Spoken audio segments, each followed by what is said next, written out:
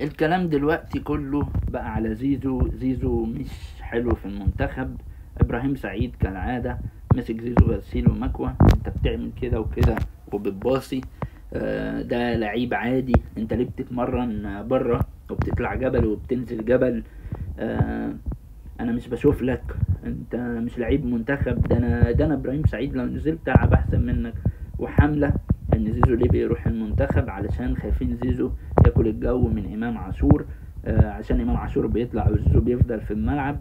وطبعا شفنا نتيجة ان الاهلاوية عمالين امام امام امام امام. امام نفسه بقى بيتكبر عن المنتخب. امام ايام ما كان في الزمالك كان ينزل مع المنتخب يلعب باك رايت مع ساديو ماني، يحط ساديو ماني في جيبه، والماتش اللي بعده ما يلعبش خالص وعادي، محدش يتكلم ولا حد يفتكر امام. وكان كل الناس عايزه توقعه، وده بيروح المنتخب ليه، وده لسه صغير، وده ما عندوش خبرات.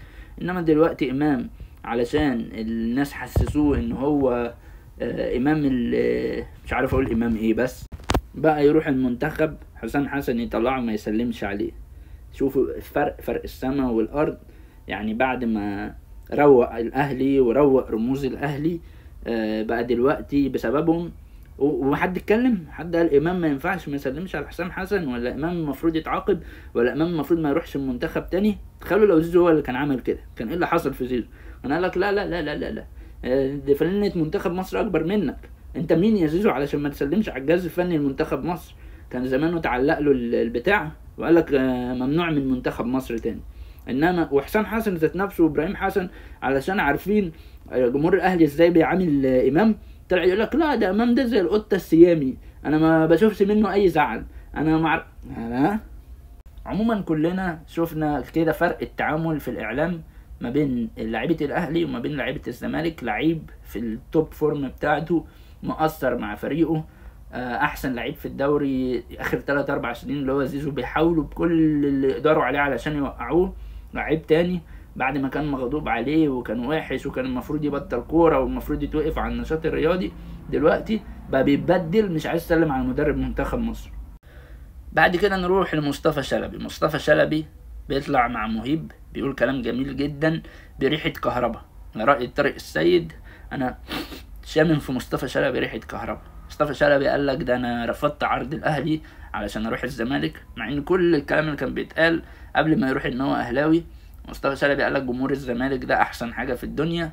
مهيب بيقول له عايز تحترف؟ يقول له انا عايز اعتزل في الزمالك، انا نفسي اعتزل في الزمالك اجدد على بياض. يعني كان ناقص يقول ان حسين لبيب ابويا الروحي وكان هيبقى كهربا نمبر 2. فربنا يستر.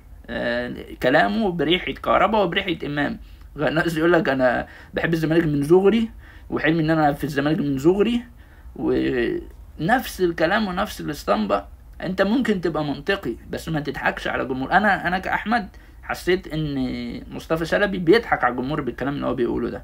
والايام جايه وهنشوف. شفنا كهربا بيبوس الشعار وبيغلط في جمهور الاهلي مع جمهور الزمالك، وبعد كده العكس بقى بيغلط في الزمالك وبقى اهلاوي من صغره. وامام عاشور نفس الموضوع. وبعدين هنشوف مصطفى شلبي كلنا كزملكاويه بندعمه وبنتمنى ان هو يبقى احسن لعيب في مصر في مكانه، وانه يرجع للمنتخب ان شاء الله، وربنا يوفق المنتخب ونتأهل لكاس العالم. اما بالنسبه للقيعي وميدو، انا هسيب كل اللي اتقال. انا هتكلم بس في حته ان حسن حمدي كان رئيس وكاله الاهرام وكان رئيس النادي الاهلي، وان عادل القيعي بتفكيره شايف ان مفيش تضارب مصالح. انا مسكت واحد سوري ما بيفهمش في الكوره، قلت له بص يا عم الحاج، لان طبعا انت لو مسكت اهلاوي تكلمه في الموضوع من هنا للسنه الجايه هيقول لك لا المهم ان انا بكسب، انا ماليش دعوه.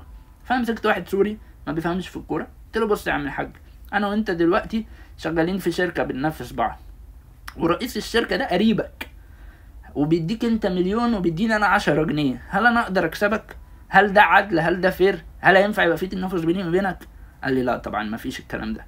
فاي حد يا جدعان، اي حد في الدنيا عنده ب5 جنيه منطق في دماغه هيقتنع ان ما ينفعش رئيس النادي الاهلي يبقى هو رئيس وكاله الاهرام اللي بترعى الزمالك.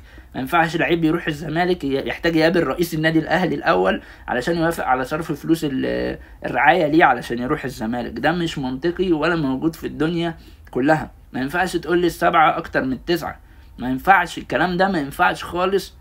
وعيب علينا ان احنا لسه بنتكلم فيه في الاعلام. المفروض ده حاجه خلاص بقى ندفنها عشان الناس تنسى ايه العبط اللي حصل ده، فاهمني؟ وبشكر كل الزملكاويه على دعمي، واتمنى دعمكم اكتر. وصلوني 10,000 فولور، وتفاعلوا معايا في الكومنتات، قولوا لي مثلا محتاج اعمل ايه في المحتوى بتاعي، شايفين كلامي صح ولا غلط، تفاعلوا معايا، عايزين نفتح ليفل كده يعني.